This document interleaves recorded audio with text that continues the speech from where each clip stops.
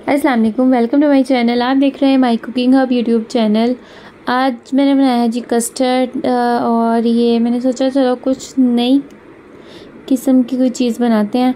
तो जिस बढ़ते इसकी रेसिपी की तरफ, इसके लिए मैंने लिया था 3 गिलास दूध, ठीक है, और 3 भर के चम्मच मैंने इसमें डाल दिए थे जी चीनी के। अगर आपको मीठा ज़्यादा पसंद है तो 4 चम्मच भी डाल सकते हैं, ठीक है। और इसके अलावा मैंने 4 चम्मच लिए थे जी कस्टर्ड के। 3 से 4 चम्मच दूध इसके अंदर ऐड किया और इसे अच्छे से मिक्स कर लिया। लम्स बिल्कुल नहीं बनने चाहिए। ये देखिए, इस तरह से हमने अच्छे से मिक्स कर लेना है इसको। और जो दूध है ना वो मीडियम फ्लेम पर है, और अगर बॉयल आ जाए तो कोई मसला नहीं है। हमने बस जो कस्टर्ड मिक्स करना है ना, इसके अंदर वनीला कस्टर्ड था ये, और ठंडे दूध में मैं पहले से मिक्स कर रही हूँ, ठीक है। जब चीनी अच्छे से डिज़ोल्व हो जाएगी तब हमने इसके अंदर ये कस्टर्ड डाल देना है और साथ साथ चम्मच लाजमी हिलाते रहना है, ठीक है। सारा अच्छे से इसके अंदर डाल देना है और हमने इसे पकाना है तकरीबन 5 से 6 मिनट के लिए मीडियम टू लो फ्लेम पर।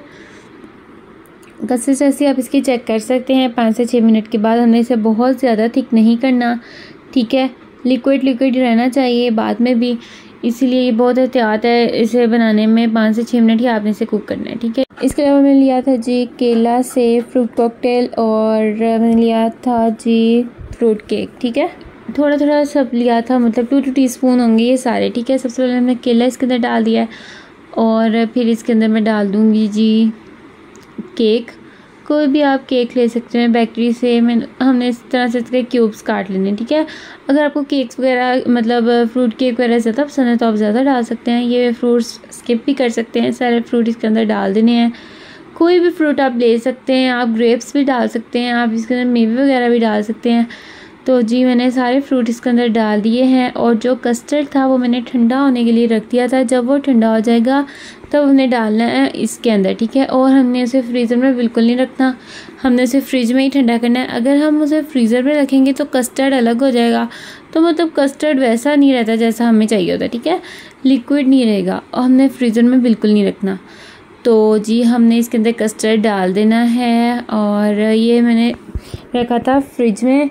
पहले मैंने इसे रूम टेम्परेचर पे ठंडा किया था, फिर इसे मैंने रख दिया फ्रिज पे, ठीक है।